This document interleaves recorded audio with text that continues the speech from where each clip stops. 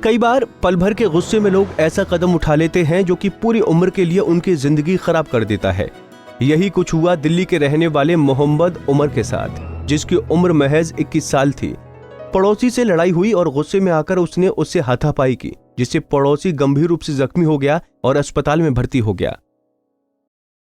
जी बिल्कुल, देखो मामला है सी कि ਮੁਹੰਮਦ ਉਮੇਰ ਜੋ ਕਿ attempt of murder the charge ਇਹਦੇ ਉੱਤੇ ਹੈਗਾ ਸੀ ਤੇ ਹੋਨਰੇਬਲ ਹਾਈ ਕੋਰਟ ਨੇ ਦਿੱਲੀ ਦੀ ਇੱਕ ਕੁਐਸ਼ਨ ਪਟੀਸ਼ਨ ਅਸੀਂ ਫਾਈਲ ਕੀਤੀ, ਜਿਹਦੇ 'ਚ ਹੋਨਰੇਬਲ ਕੋਰਟ ਨੇ ਇਹਨੂੰ 1 ਲੱਖ ਰੁਪਏ ਕੋਸਟ ਲਗਾਈ ਤੇ 1 ਮਹੀਨੇ ਕਮਿਊਨਿਟੀ ਸਰਵਿਸ ਗੁਰਦੁਆਰਾ ਬੰਗਲਾ ਸਾਹਿਬ ਲਈ ਇੱਕ ਅਲੱਗ ਪ੍ਰੈਜ਼ੀਡੈਂਟ ਜੋ ਹੈ ਲੈਂਡਮਾਰਕ ਜਜਮੈਂਟ ਦਿੱਤੀ, ਜਿਹਦੇ 'ਚ ਇਹਦੀ ਏਜ ਨੂੰ, ਕਿਉਂਕਿ ਇਹਦੀ ਏਜ ਜੋ ਹੈਗੀ ਹੈ ਕਰੰਟ ਏਜ 21 ਈਅਰਸ ਹੈਗੀ ਹੈ, ਉਹਨੂੰ ਕੰਸੀਡਰ ਕੀਤਾ ਤੇ ਕੋਰਟ ਨੇ ਪਿਛਲੇ ਪ੍ਰੈਜ਼ੀਡੈਂਟਸ ਨੂੰ ਧਿਆਨ ਵਿੱਚ ਰੱਖਦੇ ਹੋਏ ਇਹਦੇ ਉੱਤੇ 1 ਲੱਖ ਰੁਪਏ ਕੋਸਟ ਲਗਾ ਕੇ ਉਸ ਮਾਮਲੇ ਨੂੰ ਕੁਐਸ਼ ਕੀਤਾ।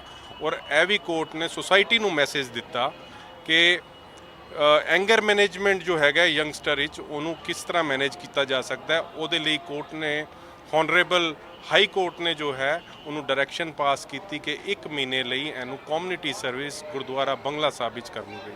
ਬੜਾ ਘੱਟ ਹੁੰਦਾ ਇਸ ਤਰ੍ਹਾਂ ਦੇਖਣਾ ਕਿ ਕੋਰਟ ਐਂਗਰ ਮੈਨੇਜਮੈਂਟ ਬਾਰੇ ਜਾਏ ਜਾਂ ਕਮਿਊਨਿਟੀ ਸਰਵਿਸ ਦੇ ਬਾਰੇ। ਦੇਖੋ ਇਹਦੇ 'ਚ ਇਹ ਹੈਗਾ ਕਿ ਦੇਖੋ ਸਾਡਾ ਇੰਡੀਅਨ ਕਨਸਟੀਟਿਊਸ਼ਨ ਜੋ ਹੈਗਾ ਲਿਬਰਲ ਹੈਗਾ ਤੇ ਕੋਰਟ ਨੇ ਜੋ ਕੰਸੀਡਰ ਕੀਤਾ ਹੈ ਉਸ ਨੂੰ ਇਹਦੀ ਏਜ ਨੂੰ, ਕਿਉਂਕਿ ਇਹਦੀ ਪੂਰੀ ਲਾਈਫ ਅਹੈਡ ਹੈਗੀ ਸੀ ਤੇ ਕੋਰਟ ਨੇ ਉਹਨੂੰ ਕੰਸੀਡਰ ਕਰਦੇ ਹੋਏ ਮੁੱਦਾ ਪੂਰਾ ਹੋਇਆ ਕੀ ਸੀ ਉਸ ਦਿਨ, ਕਿਆ ਘਟਨਾ ਜਿਹੜਾ ਹੋਈ ਉਹ ਦੱਸੋ। ਦੇਖੋ ਘਟਨਾ ਇਹ ਵਾਪਰੀ ਸੀ ਕਿ ਮੁਹੰਮਦ ਉਮੇਰ ਜੋ ਹੈਗਾ ਉਸ ਦਿਨ ਇਹਦਾ ਆਪਣੀ ਮਦਰ ਦੇ ਨਾਲ ਕੁਝ ਕਹਾਸੁਨੀ ਹੋਈ ਸੀ ਤੇ ਕਹਾਸੁਨੀ ਹੋਣ ਦੇ ਨਾਲ ਇਹਦੀ ਮਦਰ ਤੇ ਇਹਦੇ ਵਿੱਚ ਕੁਝ ਕਹਾਸੁਨੀ ਚੱਲ ਰਹੀ ਸੀ। ਇਹਦੇ 'ਚ ਜੋ ਕੰਪਲੇਨੈਂਟ ਹੈਗਾ ਉਹਨਾਂ ਨੇ ਇੰਟਰਫੇਰੈਂਸ ਕੀਤੀ ਤੇ ਇਹਨੂੰ ਥੋੜਾ ਜਿਹਾ ਕੁਝ ਕਹਾਸੁਨੀ ਹੋਈ। ਉਹਦੇ ਬਾਅਦ ਮੁਹੰਮਦ ਉਮੇਰ ਜੋ ਹੈਗਾ ਐਕਿਊਜ਼ ਨੇ ਉਹਨੂੰ ਆਪਣੇ ਉੱਤੇ ਐਂਗਰ ਮੈਨੇਜਮੈਂਟ ਨਹੀਂ ਸੀ ਤੇ ਉਹਦੇ 'ਚ ਉਹਨਾਂ ਨੂੰ ਸਟੈਪ ਕਰ ਦਿੱਤਾ ਸੀ।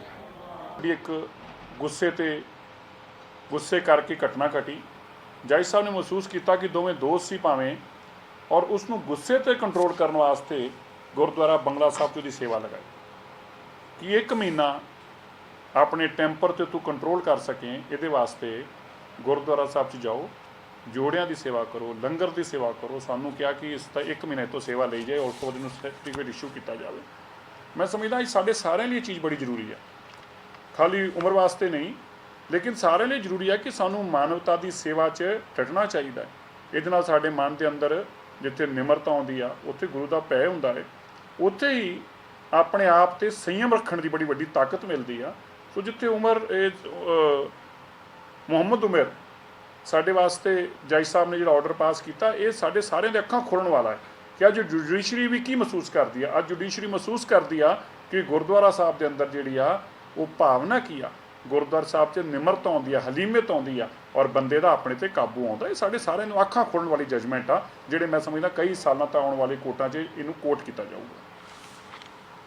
जब युवक के घर वालों और पड़ोसियों के बीच समझौता हुआ और ये बात कोर्ट के सामने रखी गई तो कोर्ट ने कहा कि आरोपी को अपने गुस्से को काबू करना सीखना चाहिए। कोर्ट ने ये भी कहा कि हालत कैसे भी हो लेकिन कानून किसी को हाथ में नहीं लेना चाहिए।